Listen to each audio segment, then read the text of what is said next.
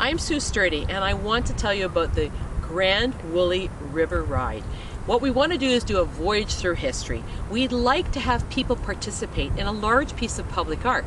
So I'd like to have 150 canoes coming down the Grand, and on top of it, I want to have a piece of textile that is then going to be taken off and put on the hill in Dixon Park, where they're going to see this huge textile made, and it will be up for probably about 2 weeks.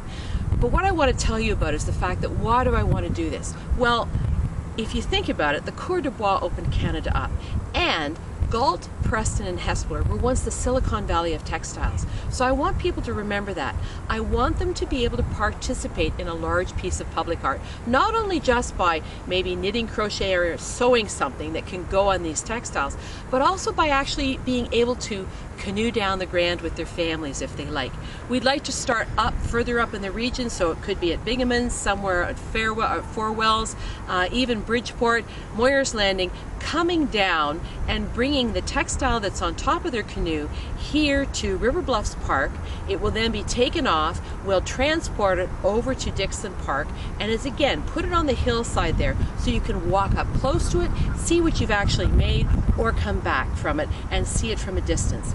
As they're coming down the Grand, you'll be able to view this from all the trails that are supported by the region that we have in this area. You'll be able to look maybe on picnic with your family and see it. So there'll be a flotilla coming down the river of textiles, a kaleidoscope, and then we'll take it and we'll put it on the hillside at Dixon Park.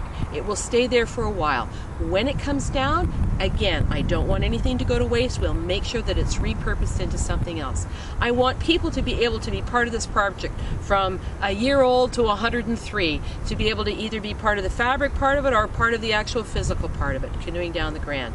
But something so that we celebrate our river, our history, our textiles. It's 150 years next year, and I'd like to do something special, and I think we can accomplish it.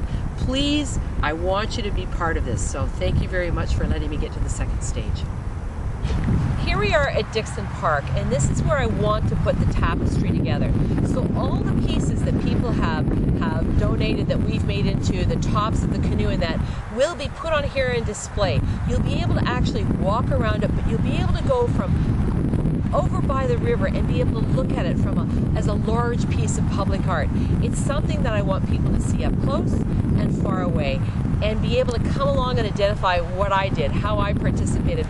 Look, there's my piece. That's what I want here at the Dixon Park Hill.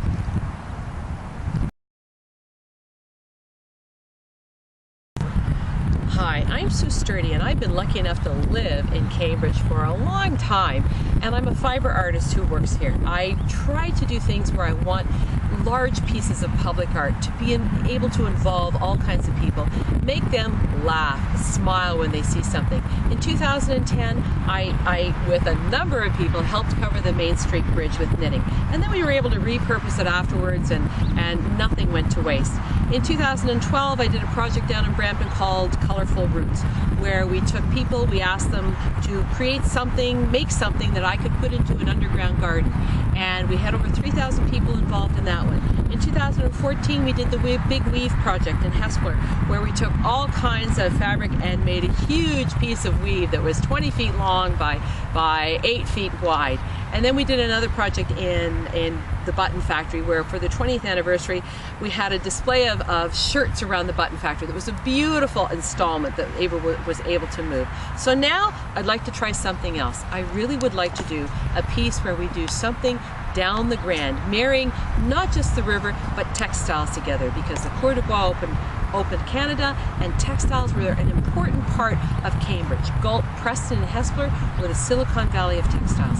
And I want people to be able to participate. And I know if you marry the two together, everyone can be part of it. And that's what I'd like to do.